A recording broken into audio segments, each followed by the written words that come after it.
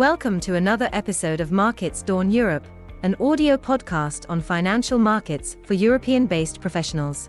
A minimalistic solution to the information overload in mainstream and social media. This is what you need to know today.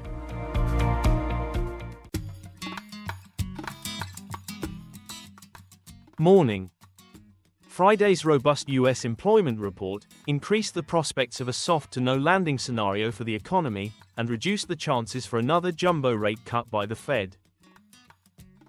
In September, the U.S. economy created the highest number of jobs during the past 6 months, and the August figure was revised upwards. Futures markets are implying a 98% probability of a 25 basis point cut and a 2% chance of no rate change at the Fed's November 7 meeting, with traders no longer betting for a 50 basis cut. This labor market update reversed the recent trend of a cooling outlook for jobs, and the interest rate market reacted with a steep jump in yields, particularly at the short end of the curve. Two-year Treasury yields added 22 basis points on Friday and 36 on the week, to close at 3.93%, a one-month high. A similar shift was seen in European bond markets, with Bund and Gilts yields shifting upwards by around 15 basis on Friday alone.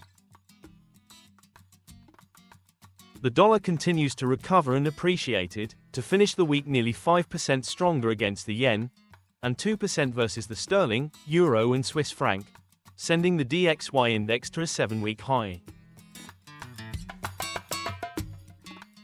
US equity markets ended on a positive note on Friday, gaining more than 1% to close the week mostly unchanged, while European benchmarks finished between 2 and 3% lower for the week, with Irish, Italian, and French indices as the weakest. Crude oil advanced 9% last week, to a 6-week high, as traders anticipate Israel's expected retaliation against Iran. The Middle East conflict continues to escalate, with Israel bombarding southern Beirut and Gaza yesterday, ahead of today's first anniversary of the Hamas attack. Brent is at $77.80 this morning. In Asia today, stocks are rallying, with Japan, Korea, Taiwan and Hong Kong gaining between 1.5 and 2%, driven by Friday's positive sentiment in the US. Markets in mainland China will reopen tomorrow, after a week-long holiday. European stock futures are spot 4% firmer in early morning trading. In business news, Brussels agreed to increase tariffs on imports of Chinese electric vehicles by up to an additional 35%. The autos sector was by far the worst performing sector in Europe last week, with a 6.2% drop.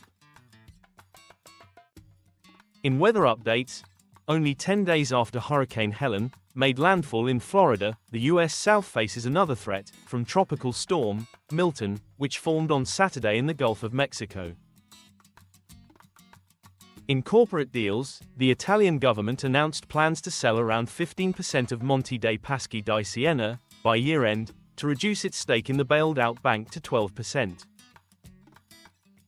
Italian gas distributor, Italgas, is closer to acquiring its domestic rival, 2i Rete Gas, for €5 billion of enterprise value. Data today: retail sales in the Eurozone. Industrial orders and manufacturing output in Germany. House prices in the UK. The key update this week will be US CPI inflation, on Thursday.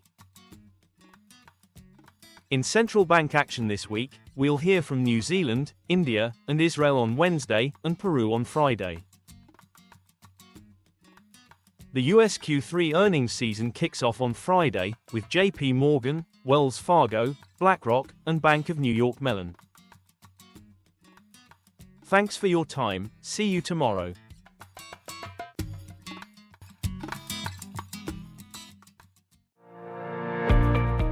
Visit laconicbriefs.com to subscribe to our newsletter, including this audio podcast with an extended script if you prefer to read, plus performance tables and charts, all in one place.